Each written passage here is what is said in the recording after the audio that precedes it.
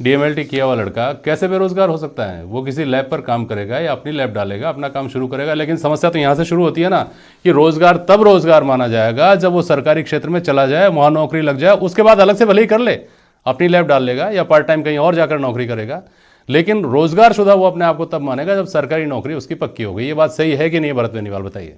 जी बिल्कुल। ज़्यादातर लोग जैसे पैरामेडिकल कोर्सेज हो, नर्सिंग कोर्स हो, बीएड धारी हो, सभी लोग जो डिग्रियां डिप्लोमे जितने भी करते हैं वो यही आस लेके करते हैं कि फर्स्ट प्रायोरिटी उनके लिए गवर्नमेंट सर्विस होता है, और उसके बाद जो है उनको जब नौकरियां नहीं मिल पाती तो वो प्राइवेट सेक्टर में अपने आप की कोशिश करते हैं। और जो स्किल डेवलपमेंट है वो स्पेशली स्किल के लिए जो कोर्सेज भी चलाए थे, केंद्र सरकार ने भी उसको आगे 2014 में लेके आए थे, तो उसके तहत भी अगर प्राइवेट सेक्टर में अगर उसको और मजबूती से अगर राजस्थान में रखा जाए तो मेरे हिसाब से आगे आने वाले वक्त में जो युवाओं के लिए जो रोजगार और मजबूती से बढ़ेगा। लेकिन प्राइवेट सेक्टर में क्या है, सरकारें बिल्कुल भी ध्यान नहीं दे पाती है, ये बहुत दुर्भाग्यपूर्ण है। अभी राजस्थान सरकार का वर्तमान में देखें तो अच्छी अच्छी प्राइवेट कंपनियों को इनको आगे बढ़ाना चाहिए, साथ में कुछ ऐसा लेबर कानून भी बनाना चाहिए सरकार को कि शायद अब तक ये बात किसी ने बताई भी नहीं होगी कि लेबर कानून बनना चाहिए कि जो जितनी भी प्राइवेट कंपनियां हैं उनमें 5-5, 7-7 हजार में नौकरियां उनको करनी पड़ती है, तो वो इसलिए इससे डरते हैं। तो ऐसा कानून बनना चाहिए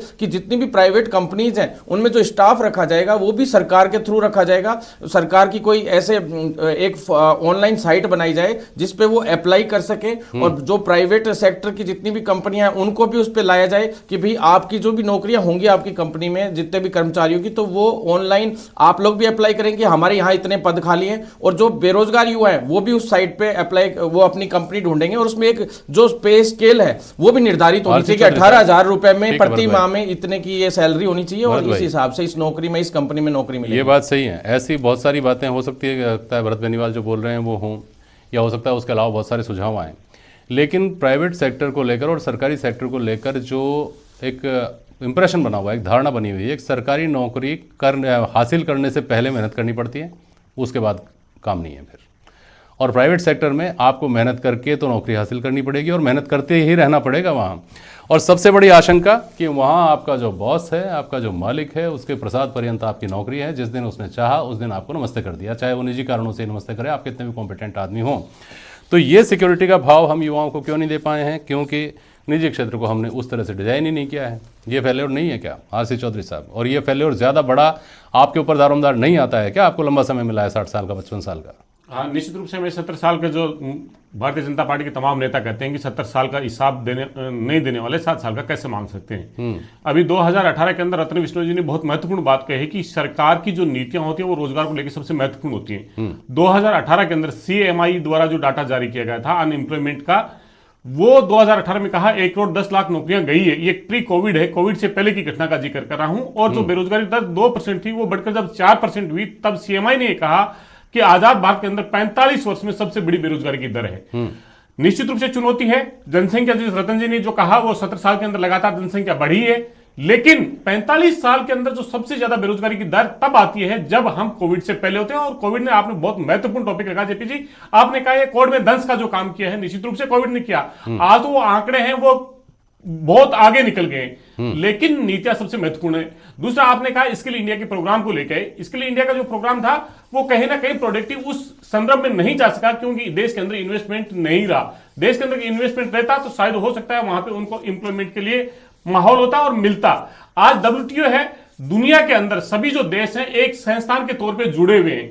वो जो इंडस्ट्रीज हैं उसी तरफ रुख करेंगी जहां पे उन्हें और फैसिलिटेशन हो सके। लेकिन जो स्किल इंडिया है उसमें राजीव प्रताप रूडी को निश्चित रूप से केंद्र की सरकार ने हटा के अपनी असफलता को छुपाने का प्रयास किया। लेकिन आज चुनौती है कि देश का जो युवा है वो किस प्रकार से इस रोजगार के अंदर, जो पंडित नेहरू ने कहा था, बांगड़ा जब डैम बनना था, मजदूरों से कहा था कि आप क्या कर रहे हैं, उन्होंने कहा डैम बना रहे हैं। उन्होंने कहा ये डैम नहीं राष्ट्र निर्माण है। मैं ये मानता हूं जो स्किल्ड व्यक्ति है, जो योग्य व्यक्ति है, उसे मौका मिलना चाहिए ताकि वो राष्ट्र में महत्वपूर्ण भूमिका निभाए। हमारे लोग यूएसए जा रहे हैं, अमेरिका जा रहे हैं, अमेरिका के राष्ट्रपति को यह कहना पड़ रहा है कि हिंदुस्तान के लोग आपकी नौकरी खा जाएंगे। इसका मतलब हमारे लोगों के अंदर योग्यताएं हैं। जरूरी है हम उनके लिए माहौल बनाएं और उनको रोजगार दे पाए। ठीक है, रामलाल शर्मा कुछ कहना चाह रहे हैं, बोलिए। नहीं, जेपी शर्मा जी, मैं तो ये कह रहा हूँ कि देखिए, राजनीतिक आधार के ऊपर आप चर्चा पर चर्चा करेंगे तो जवाब उसी तरीके से आएंगे। ये राजनीतिक समस्या का समाधान नहीं है, ये एक तरीके से एक सामाजिक समस्या हम सबके सामने पैदा हो रही है, और उसकी चर्चा भी, डिबेट भी इसी आधार पे करें। आप भारत सरकार की आलोचनाओं के आधार के ऊपर चलेंगे तो राजस्थान की सरकार की आलोचना और आपके द्वारा शासन किए हुए वर्षों की आलोचना भी साथ के अंदर जुड़ेगी। आपके शासन के दौरान ऐसा है ही नहीं कि बेरोजगार बिल्कुल नहीं थे, बेरोजगारी उस समय भी थी, लेकिन आज वर्तमान के अंदर भारत सरकार प्रयास कर रही है, स्किल के क्षेत्र के अंदर भी काम करके रोजगार के अवसर मुहैया कराने का काम भी कर रही है। आज डेवलपमेंट के क्षेत्र के अंदर भी भारत सरकार जितना निवेश कर रही है उसके आधार पर भी रोजगार जनरेट करने का काम कर रही है। आज परिस्थितियां ऐसी है कि सोच बदलने की आवश्यकता है। सिर्फ व्यक्ति ये सोचे कि मुझे तो सरकारी नौकरी मिलेगी तो ही मैं अपने आप को शिक्षित और रोजगार युक्त समझूंगा। आप प्राइवेट सेक्टर के अंदर भी उससे बेहतरीन आप अपनी परफॉर्मेंस दे सकते हो।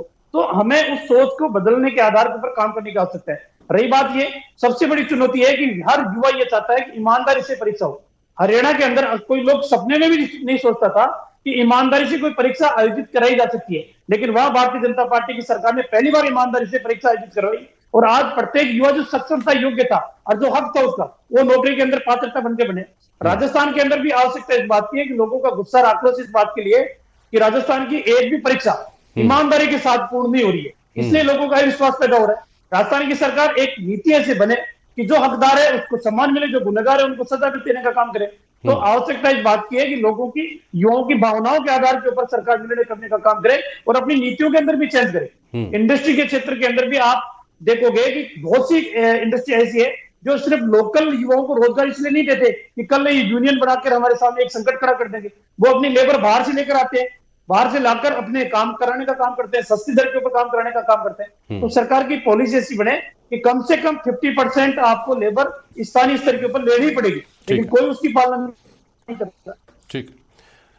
रामलाल जी ने जो कहा, आरसी चौधरी साहब, एक पहलू कम से कम इस वक्त ये ज़्यादा प्रासंगिक हो गया है जब बेरोजगारों का के प्रदर्शन देश में चल रहे हैं। 2-1 दिन पहले बड़ी घटना जो हो गई थी उसके बाद में कि व्यक्ति सरकारी नौकरी के प्रति फैसिनेटेड है, इस पर तो हम बात कर ही रहे हैं, लेकिन वहाँ पहली बात तो जो वादे होते हैं वो हम इतने लाख लोगों को रोज़गार देंगे, हम इतने करोड़ लोगों को रोज़गार देंगे, उन वादों की पूर्ति नहीं हो और जब होने पर आए, जब प्रक्रिया में आ जाए तो फिर इस तरह की घटनाएं हो जो इन दिनों चर्चा में हैं, तो बेरोजगारों का आक्रोश फूटेगा ना।